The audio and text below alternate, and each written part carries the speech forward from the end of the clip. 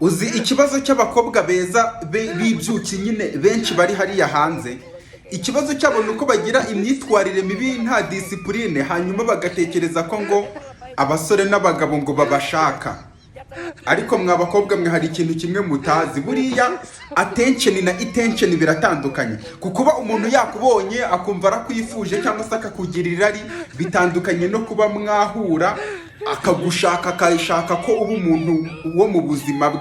Ibyo bintu bibiri biratandukanye. Kandi nanone bagakomeza kuza bagusanga ari benshi cyane abasore barimo kukwirukaho ngo kubera ko ngo uri icyuki nta na disipurine ugira, babibona babizi, kubera ko nyine ibicuruzwa bihendutse nibyo bibona abakiriya benshi.